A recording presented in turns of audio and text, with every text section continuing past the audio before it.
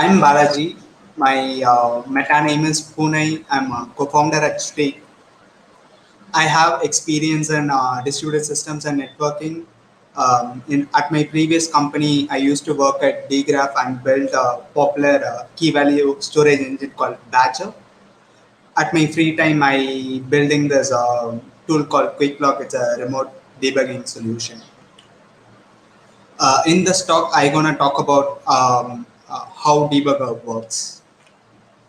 So usually, how do we even debug a program? Let's say if you stuck into a problem, your code is not executing as you expected. The general logical step which we do next is that insert a print statement, or we use some debugging tools like Dell to debug the program. Uh, So for the folks who don't know what debugger is, I'll show you a quick demo how Dell works. So that like in order to understand how debugger works, we must know what a debugger is. Let's go to a small demo. Let's say let's say I want to debug at the line number 12.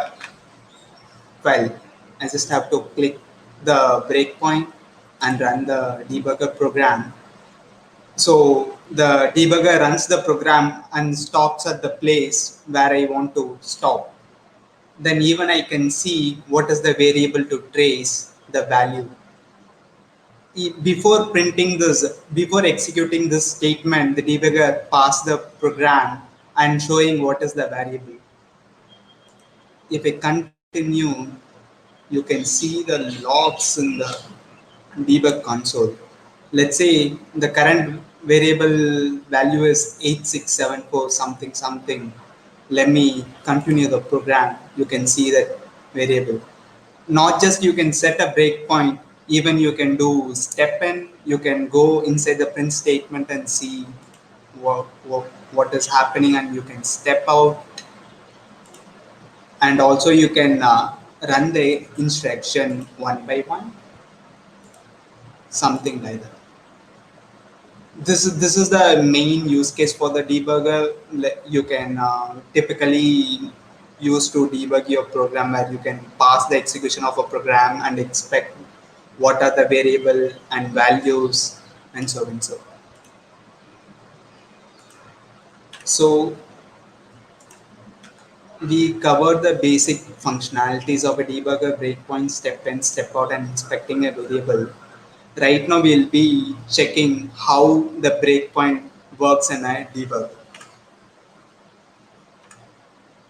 So let's figure out what are the things we are feeding into a debugger. If you see the example here, we're just giving the source code of the program to the debugger. From the source code, what all we can actually derive? We can go build and get a binary. So we have a binary and a source code of the program. So let's say we have binary file which we want to debug and the source code. So our idea is to set a breakpoint at the line number 12, right? At the line number 12. How debugger finds the line number 12 in a binary file? Let's open a binary file and see.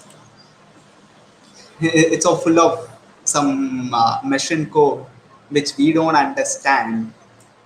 So we have to find this line number 12 in the entire binary file, which is hard. So in order to do that, debugger use something called DWARF. DWARF is a debug information that is kept along with this binary, which gives the mapping between the programming language and to your machine code. To take the to decode those infos, we use a tool called object dump. We just have to pass the binary as an input to this object dump tool. which outputs all the file number and its line number and its address at the binary file. Let's say our interest is the line number 12 and its address is 0x49233. So next, if you set the breakpoint and you run the program, it passes it. So how does this even debugger passes at the place where you want to do it, where you set the breakpoint? So the thing is, CPU passes the program whenever it sees the special instruction called 0xcc. So we just have to rewrite the instruction at 0x49888233 with the instruction 0xcc so that CPU pass the program at the address which you want to pass. So shall we rewrite the binary with the trap code? As you see earlier, our binary file is filled with all the machine code. So it's hard for us to always finding the assembly instruction and changing the hex code. So Linux give us a nice little system called Ptrace. Ptrace is a system which help us to manipulate the memory of a program. So by using Ptrace, we can rewrite the instruction at the address where we want to rewrite.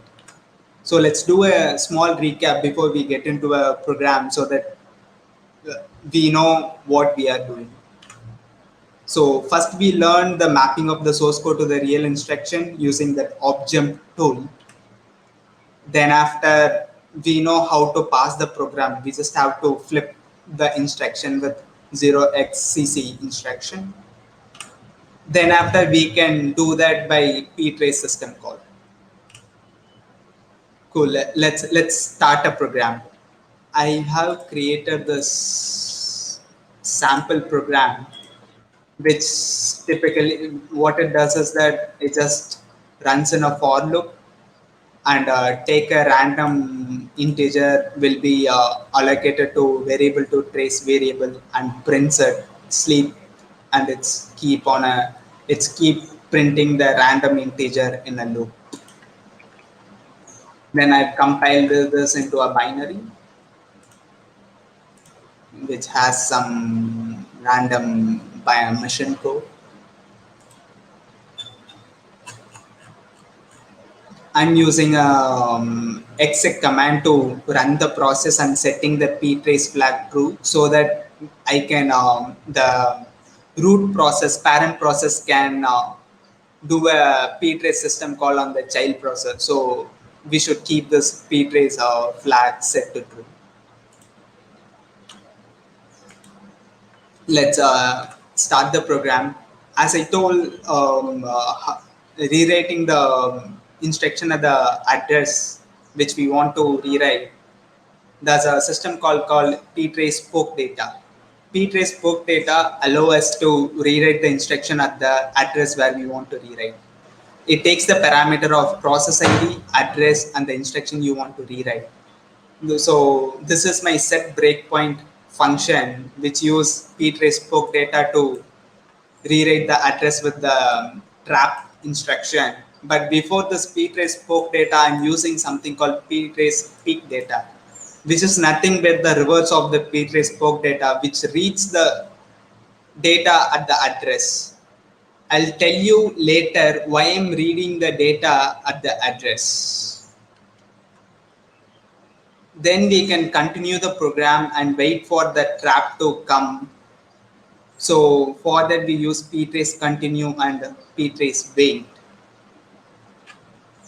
So how do we even resume the program? This is where it gets tricky. I'll explain in the code why it's get tricky. Let's say we have fmt.print statement here.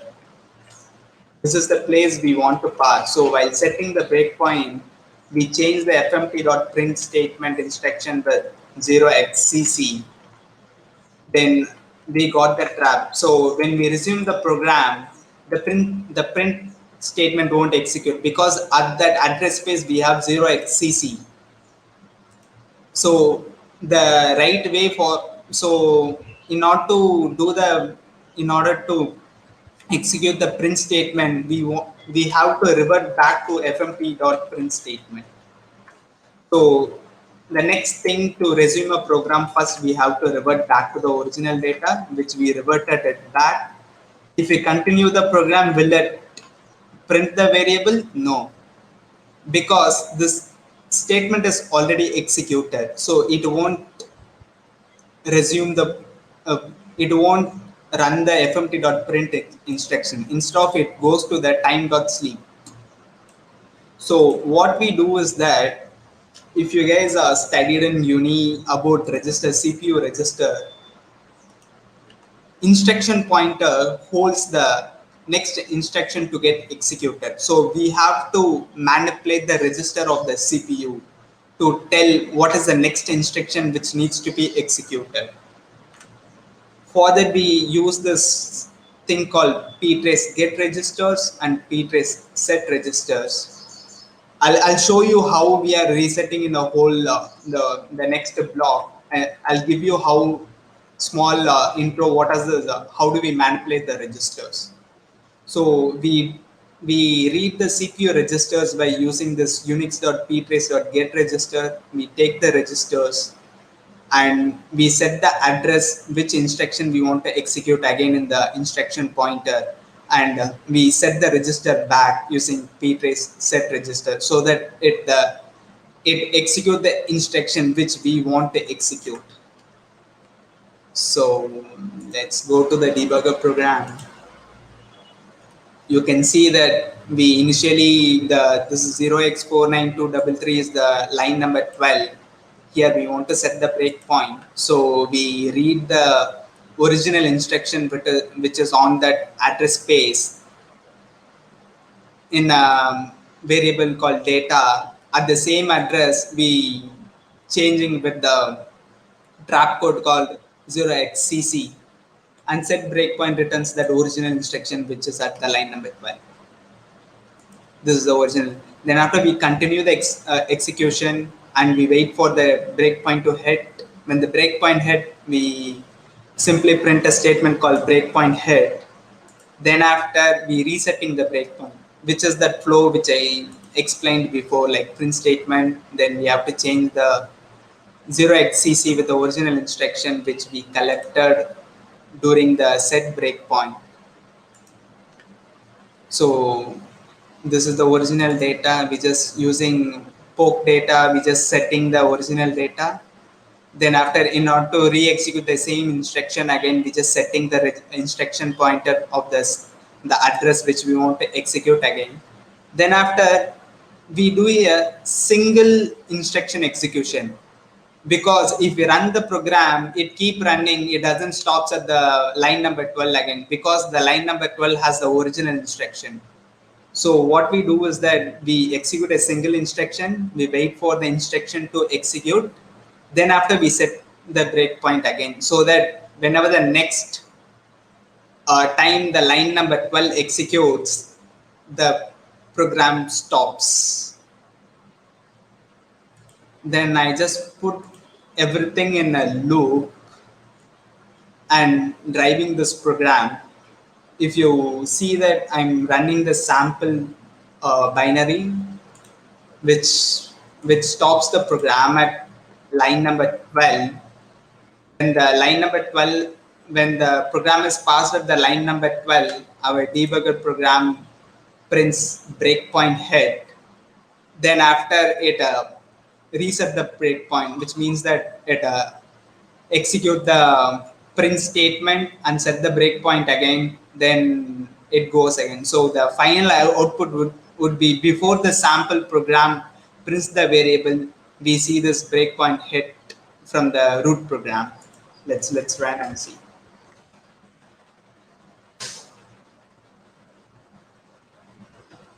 You see, you can see that the breakpoint hit happened Then after the sample program, the control is went to the sample program, the print state, the variable to trace has been printed.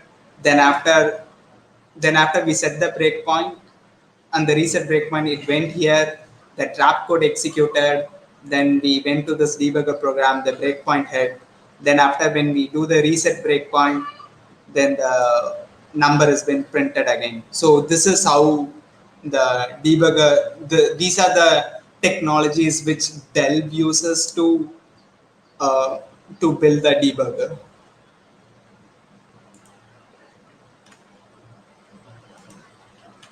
Yeah, from the talk, we learned how, what is the mapping between the, how debugger maps the source code with the binary file.